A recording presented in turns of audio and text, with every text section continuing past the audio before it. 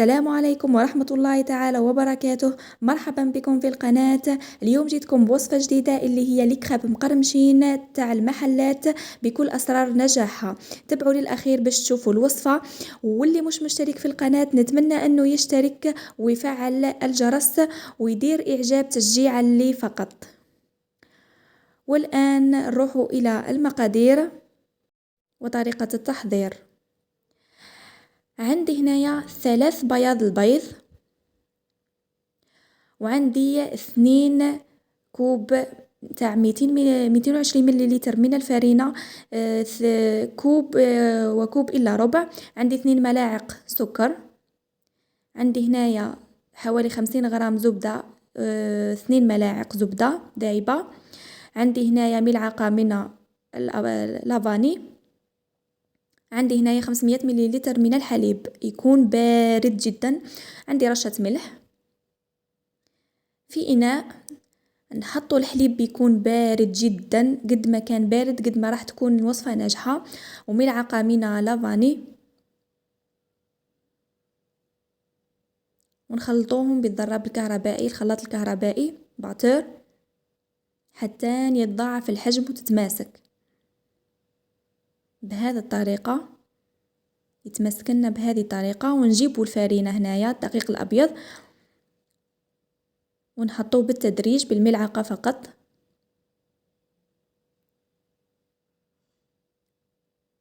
بهذه الطريقة حتى يتجانس المكونات مع بعض.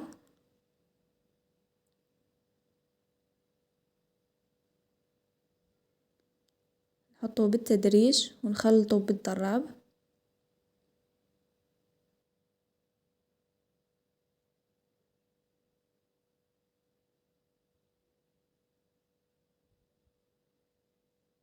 فوالا، بعد ما تجانست الفرينة مع البيض واللافاني نحطو الزبدة. الزبدة لازم تكون دافية فقط، ما تكونش سخونة.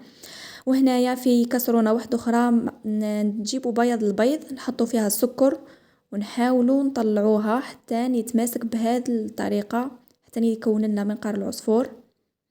ومن بعد نجيبو الخليط الاول ونضيفوا له الخليط الثاني ونديروا بالتدريج كما راكم تشوفوا في الفيديو، ونحركوا. نحاولوا نديروه على دفعتين او 3 دفعات. نحاولوا نضيفوا بياض البيض على الفرينة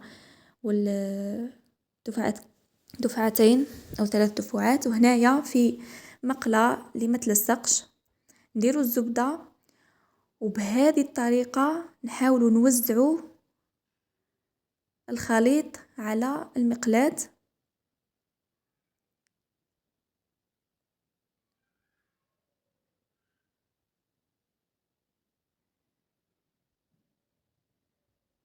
وهنا نطيبوها غير من جهة واحدة، ومن بعد نطليوها بالشيكولا بأي نوع عندك، وهكذا حتى نكملوا كل الطبقات. وهنايا المقلة نتاعي صغيرة، يعني من المفترض تكون أكبر من هذه يعني شوية،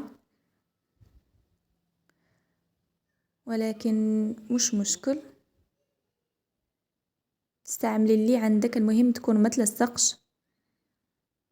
وانا هنايا درت طبقات يعني اكثر من اللي يديرهم في المحلات. هما في المحلات حوالي 8 طبقات، انا هنا درت 12 طبقة. وتحاولوا تعبزوها بهذه الطريقة، تكون حاجة بلا فقط. انا هنا عندي هذا الصحن، ولكن نتوما من المفترض انكم ديروا حاجة بلا وتعبزوها، ومن بعد تقطعوها بهذه الطريقة.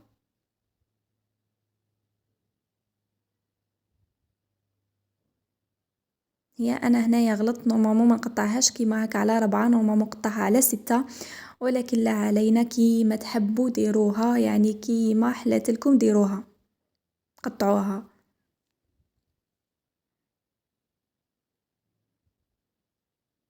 المهم البنة ما نحكي لكمش، يعني تجي ما شاء الله.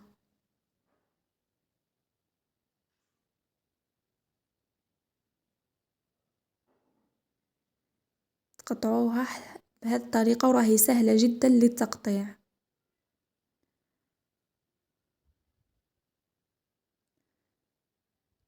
تبعوا فقط الخطوات والطريقة.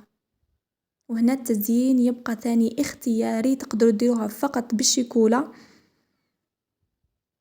وتقدروا ديروها بالموز يعني تزينوها تزيين من الفوق، ديروه بالموز، ولا اذا عندكم ولا بالفخاز ولا بالمكسرات يعني، ولا باي شيء كان عندكم تقدروا تزينوا به. تقدروا فقط ديروها هكا بك بالشيكولا، تجي بنة وتجي قمة في البنة. واللي عجبني في هاد الكريب انهم يجوا مقرمشين، وفي نفس الوقت يجوا يعني يذوبوا في الفم. انا استعملت هنايا هاد الحبيبات تاع الشيكولاته كتزيين فقط، يعني باش يمد منظر ولون جميل.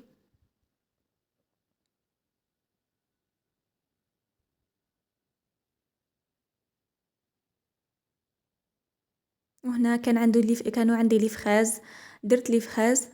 تقدروا ديروا يعني اي حاجه عندكم، مش بالضروره هذا التزيين. ديروا اي تزيين كان عندكم، مش لازم يعني تكلفوا رواحكم بالشيكولا فقط ويجوا روعه يعني.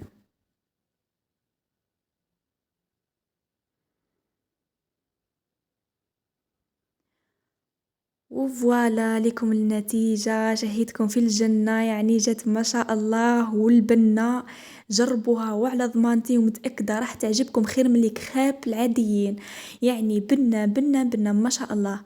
ونتمنى انها تعجبكم وتنجح معاكم، ومتأكدة بإذن الله اذا تبعتوا الطريقة راح تنجح معاكم الوصفة. اذا يعني هذه هي، شوفوا كيفاه الطبقات هذيك يعني جات ما شاء الله، جات شهي وجات بنينة وجات مقرمشة وتذوب في الفم.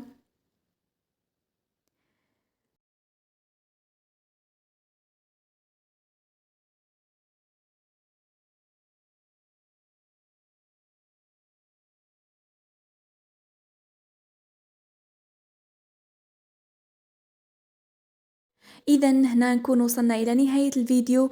نتمنى تكون عجبتكم هذه الوصفة وتجربوها وتنال إعجابكم، وتبعوا فقط الخطوات. نتمنى تحطوا لي إعجاب إذا عجبتكم هذه الوصفة، وتشتركوا في القناة. وإلى اللقاء في فيديو قادم إن شاء الله. سلام.